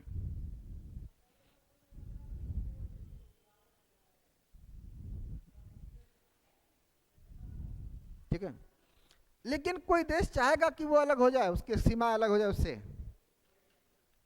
मैं चाहूंगा कभी? आपको अधिकार तो, लेकिन मैं आपको होने दूंगा? नहीं, मैं कभी नहीं होने दूंगा, लेकिन नियम तो यही कहता है कि आपको होना चाहिए, ठीक है ना। तो यहां लिखिए, लिखिए व्यवहारिक तौर पर पृथकता संभव नहीं, व्यावहारिक तौर पर, व्यवहारिक तौर पर पृथकता संभव नहीं, पृथकता संभव नहीं, संभव नहीं, ठीक है ना। यहां भी व्यावहारिक तौर पर, व्यवहारिक तौर पर पृथकता संभव नहीं। यहां तो सिद्धांत और व्यवहार दोनों में संभव नहीं है, यहां सिद्धांत और व्यवहार दोनों में संभव नहीं है, और यहां पर सिद्धांत में संभव लेकिन व्यवहार में संभव नहीं है। इतनी बात समझ आ गई ना? ठीक, व्यवहारिक तौर पर पृथकता संभव नहीं है, समझ आ गई बात? ठीक, अब इसीलिए आप देखिए, तो ये यहां से लेकर यहां तक की जो विशेषता है वो किसकी है? फेडरल की है, ठीक ना। बात समझ गई? तो अमेरिका को हम क्या बोलते हैं? ठीक ना, एक लाइन लिख लीजिए, अमेरिका एक फेडरल कंट्री है। अब पॉइंट वाइज लिखिएगा, ये अंतर खत्म हो गया। अमेरिका एक फेडरल कंट्री है, फेडरल लिखिएगा, अमेरिका एक फेडरल कंट्री है। और फेडरल को फेडरल याद रखिएगा, संघीय मत याद रखिएगा, संघीय की हिंदी फेडरल भी और संघीय की हिंदी यूनियन भी है। अमेरिका एक फेडरल कंट्री है, समझ आ गई बात? ठीक है ना। अब देखिए, इस फेडरल की या फेडरेशन की आधी विशेषता हमारे यहां भारत कैसा है? क्या आर्टिकल में लिखा था? Union of states. तो यूनियन है, भारत है। तो हम कुछ लोग, एक केसी वेयर हैं, कौन, क्या नाम उनका? केसी वेयर है, केसी वेयर। तो केसी वेयर कहते हैं कि India is a quasi federal, क्या है? Quasi federal country. इंडिया क्या है? क्वासी फेडरल कंट्री है। किसने कहा है? क्या है? Quasi federal. क्वासी का मतलब होता है आधा। इंडिया क्या है? आधा फेडरल है। क्वासी का मतलब अर्ध। हिंदी में क्या बोलेंगे? अर्ध फेडरल है। तो क्यों आधा फेडरल है बताइए? देखिए, फेडरल की आधी विशेषता हमारे यूनियन में है, लेकिन आधी विशेषता नहीं है। इसीलिए केसी वेयर कहते हैं कि इंडिया या भारत एक क्वासी फेडरल कंट्री है। तो लिखिए, केसी वेयर का स्टेटमेंट लिखिए। केसी वेयर का स्टेटमेंट लिखिए। भारत एक भारत एक भारत एक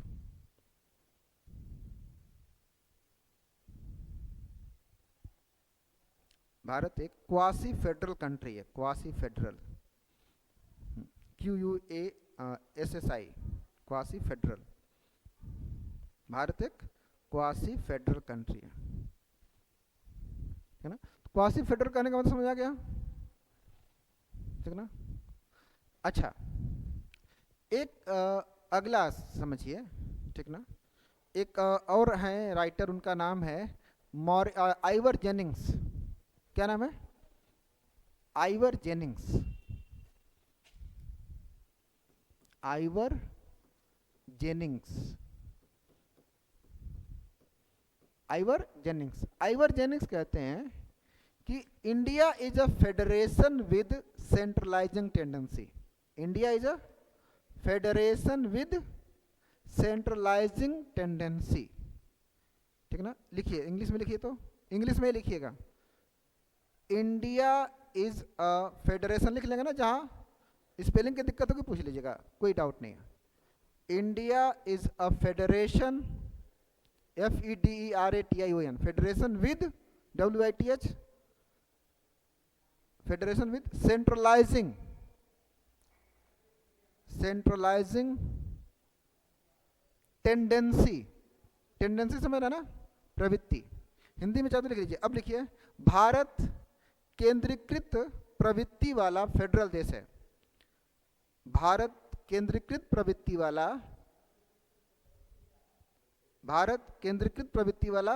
फेडरल देश है। भारत केंद्रीकृत प्रवृत्ति वाला क्या है? फेडरल देश है। फेडरल तो है, लेकिन फेडरल में क्या पाई जाती है?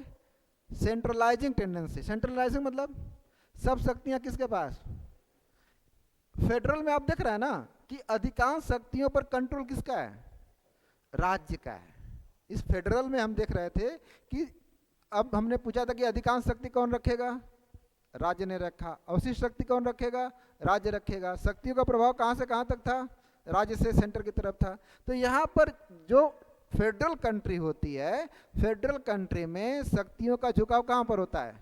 राज्य की ओर। लेकिन आइवर जेनिंग्स कहते हैं कि भारत जो है वो क्या है? फेडरल तो है। क्यों फेडरल है? क्योंकि फेडरल की इन विशेषताओं में दोनों क्या है? समान है। लेकिन क्या है कि यहां पर इस मामले में देखा जाए तो शक्ति का प्रवाह केंद्र की तरफ है। अधिकांश शक्तियां केंद्र के पास हैं, अवशिष्ट शक्तियां केंद्र के पास हैं। केंद्र राज्यों की सीमाओं में परिवर्तन कर सकता है। तो नागरिकता भी एकल है। एकल का मतलब केवल केंद्र की नागरिकता है, राज्य की नागरिकता नहीं है। तो इन सारे मामलों में देखें तो केंद्र की शक्ति है। तो भारत एक ऐसा देश है जहां पर फेडरेशन तो है, फेडरल तो है, लेकिन उसमें केंद्रीकरण की प्रवृत्ति पाई जाती है।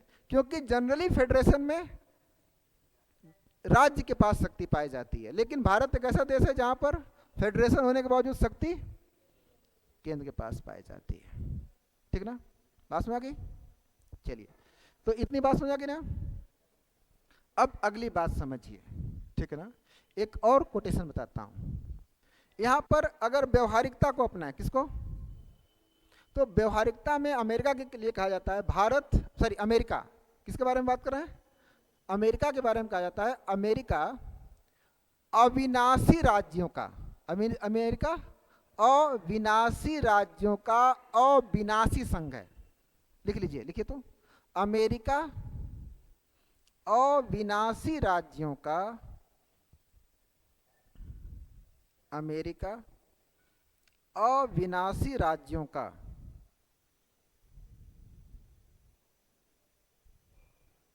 अविनाशी संघ है।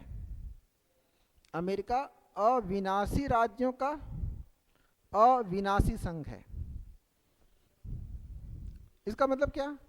अमेरिका अविनाशी राज्यों का, अमेरिका में राज्यों का विनाश हो सकता है, क्योंकि क्या था, राज्य की सीमा में राज्य की सहमति के बिना परिवर्तन। तो अमेरिका में राज्य की सीमाओं में आसानी से परिवर्तन, तो राज्य क्या हो गए? अविनाशी हो गए। और सैद्धांतिक तौर पर क्या, व्यवहारिक तौर पर क्या देखा आपने कि कोई देश नहीं चाहेगा कि उसका हिस्सा उससे क्या हो जाए, ठीक है ना। तो यानी कि देश की सीमा में भी परिवर्तन संभव, तो न तो राज्य की सीमा में परिवर्तन संभव है न तो इसलिए अमेरिका क्या है? अविनाशी राज्यों का अविनाशी संघ। एक लाइन लिख लीजिए उसी में, और क्योंकि देश और राज्य की सीमा में परिवर्तन संभव नहीं है, क्योंकि देश और राज्य की सीमा में परिवर्तन संभव नहीं है। तो अमेरिका के बारे में क्या कहा जाता है? अमेरिका अविनाशी राज्यों का अविनाशी संघ है। समझ आ गई बात? ठीक। अब भारत के बारे में बात करें तो लिखिए, लिखिए फिर समझाता हूं। भारत विनाशी राज्यों का, भारत विनाशी राज्यों का अविनाशी संघ है। भारत विनाशी राज्यों का अविनाशी संघ है।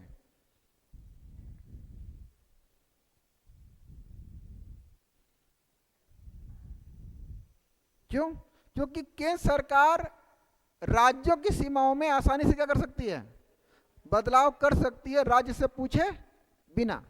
तो ऐसी स्थिति में राज्य का विनाश क्या है? तय है। जब हम चाहेंगे आपका विनाश कर देंगे, लेकिन आपको किसी भी कंडीशन में हमसे अलग होने का अधिकार नहीं है। तो हमारी सीमाएं किससे बनी है? राज्यों से, और राज्य को केंद्र से अलग होने का अधिकार है नहीं। तो केंद्र की सीमा में परिवर्तन नहीं होगा। तो केंद्र क्या है? अविनाशी है। केंद्र सरकार से राज्यों को अलग होने का अधिकार नहीं है। कोई तमिलनाडु सोचे भारत से अलग हो जाए, पंजाब सोचे अलग हो जाए, तो वो, तो भारत में राज्य क्या है? विनाशी है, लेकिन केंद्र अविनाशी है। लिख लीजिए, भारत में, भारत लिखवा दिया था ना, भारत क्या है? हाँ, भारत विनाशी राज्यों का अविनाशी संघ है। तो क्यों है पता चल गया? समझ गए ना? ठीक है। तो यही सब कोटेशन पूछता है कि किसने क्या कहा है, ठीक है ना। तो उसमें केसी वेयर का स्टेटमेंट याद रखिएगा, मॉरिस, सॉरी किसका, आइवर जेनिंग्स का स्टेटमेंट याद रखिएगा, और क्यों कहा गया समझ में आ गया, ठीक है ना। तो अगर आपसे कहा जाए कि भारत भी एक फेडरल देश है, तो मानेंगे कि नहीं मानेंगे? ठीक है ना। नहीं, हाँ आधा मानेंगे, लेकिन अगर हम कह दें कि फेडरल और यूनियन में कोई बहुत डिफरेंस नहीं है, तो इन 5 अर्थों में क्या है? हम भारत को फेडरल और यूनियन दोनों कह सकते हैं। बात सुना गई ना, ठीक ना। तो अगर हम जनरल सेंस में कहते हैं कि भारत एक फेडरल कंट्री है, तो हाँ है, ठीक है ना, जनरल सेंस में। क्यों? क्योंकि इस मामले में इन 5 पॉइंट पे फेडरल और यूनियन में कोई डिफरेंस नहीं है। तो अगर हम कह रहे हैं कि भारत फेडरल है, तो कंप्लीटली फेडरल नहीं है। इस फेडरेशन की यहाँ ये 5 विशेषताएं क्या हैं? समान है। तो इस स्थिति में भारत और अमेरिका के बीच में कोई अंतर नहीं है। लेकिन भारत ट्रूली फेडरल कंट्री नहीं है। भारत फेडरल के बजाय यूनियन है। भारत के लिए स्पेसिफिक टर्म क्या होगा? यूनियन होगा। लेकिन सामान्य अर्थों में भारत एक संघीय व्यवस्था वाला देश है, ये कथन क्या है? सही है, ठीक ना। लेकिन वो संघ अमेरिका की तरह पूरी तरह अमेरिका से मैच नहीं करता है। तो याद रखिएगा, अगर भारत को अगर कह दे कि भारत एक फेडरल कंट्री है, तो आप क्यों समझेंगे फेडरल है? क्योंकि ये 5 विशेषताएं क्या हैं? सेम है। यही 5 तक हम फेडरल हैं। इसके आगे हम बढ़ेंगे तो हम क्वासी फेडरल हो जाएंगे या यूनियन हो जाएंगे। समझ आ गई बात, ठीक ना। तो अब हमारे संविधान का article 1.1, India that is Bharat shall be union of states. तो यूनियन ऑफ स्टेट्स हमने क्यों कहा? अब ये समझ लीजिए, हमारे संविधान में यूनियन ऑफ स्टेट्स कहा गया, यानी कि फेडरेशन ऑफ स्टेट्स कहा गया है। तो यूनियन ऑफ स्टेट्स करने का मतलब भारत में राज्यों ने मिलकर केंद्र का निर्माण नहीं किया है, बल्कि केंद्र ने राज्यों का निर्माण किया है, और राज्यों को केंद्र से पृथक होने का अधिकार नहीं है। ठीक है ना, इसलिए हमने क्या इस्तेमाल किया, यूनियन ऑफ स्टेट्स। इतनी बात समझ आ गई। तो कल हम आर्टिकल 1 पर डिटेल में चर्चा करेंगे। ठीक है ना, तो यूनियन क्यों आया था, आज हमने सिर्फ ये बात समझाई कि यूनियन, और ये जो कोटेशन समझाया ना, ये क्वेश्चन एग्जाम में पूछे जाते हैं। मेंस में तो इसको लिखने के लिए बोल देता है, इसी लाइन में क्या करेगा, क्वेश्चन बना देगा कि भारत विनाशी राज्यों का अविनाशी संघ है, जबकि अमेरिका अविनाशी राज्यों का अविनाशी संघ है। लिखिए, उत्तर दीजिए। तो क्या करेंगे, हाँ ठीक है। तो आज के लिए इतना ही, ज़्यादा नहीं पढ़ाऊंगा, नहीं तो क्या हो जाएगा ना, घचर पचर। ठीक है, मतलब कंफ्यूजन वाला। तो फेडरल और यूनियन, तो हमारा जो मॉडल है वो कैसा है, कनाडाई है, ना कि अमेरिकन वाला है। ठीक ना, इतनी बात समझ आ गई। चलिए, तो लिख लीजिए, एक पॉइंट और लिखिए, अमेरिका का लिखिए, अमेरिका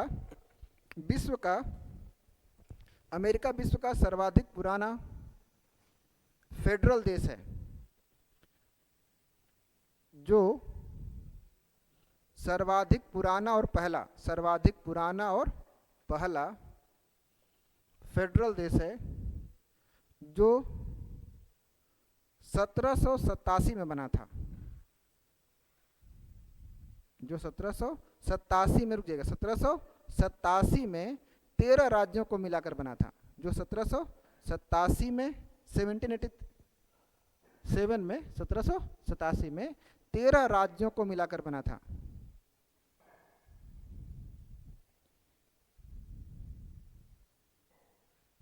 ठीक है ना। दूसरा पॉइंट नोट करिए, कनाडा यूनियन व्यवस्था वाला देश है। कनाडा यूनियन व्यवस्था वाला देश है, जो 1867 में बना था। जो 1867 में बना था।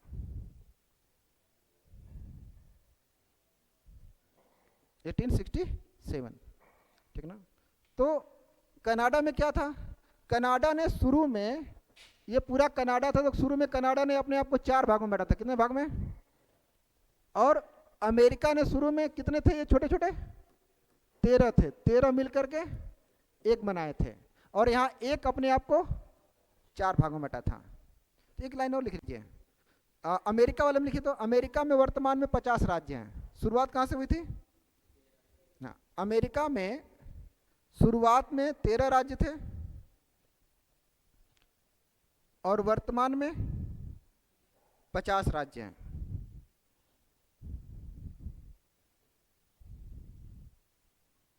और वर्तमान में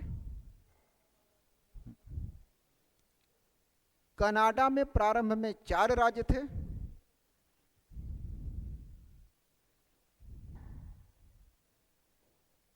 वर्तमान में 10 हैं। वर्तमान में 10 हैं बस। ठीक है। तो अगर आपसे कोई कहे कि भारत अर्ध परिसंघीय, क्वासी फेडरल है या अर्ध परिसंघीय है, तो क्या समझेंगे कि परिसंघ की आधी विशेषता हमारे पास है और आधी और कौन है, तो ये समानता वाला है और असमानता वाला नहीं है। ठीक है ना, तो समझ में आ जाएगा ना। अब कोई इस तरह का क्वेश्चन पढ़िएगा तो आपको कोई दिक्कत नहीं होगी। ठीक है, तो जाइए, कल मिलूंगा, नहीं कल नहीं मिलूंगा, कल आपकी छुट्टी है, वैसे आना चाहें तो आइएगा। ठीक है ना, एक सेमिनार है कल, ठीक है ना, 3 बजे से। वो आनंद सर को जानते हैं ना, सुपर 30 वाले, तो उनका कल सेमिनार है यहीं पर 3 बजे से। तो आप आइएगा, उन्हीं का सेमिनार हमने रखा है, तो आप आइएगा अगर आना चाहते हैं तो। अदरवाइज कल क्लास नहीं होगी इसी वजह से। ठीक है, बाकी परसों देखेंगे। ठीक है,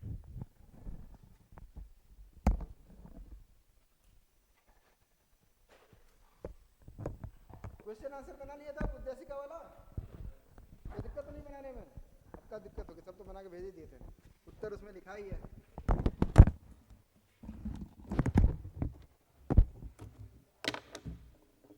चलिए देखते हैं, पढ़ने में कोई दिक्कत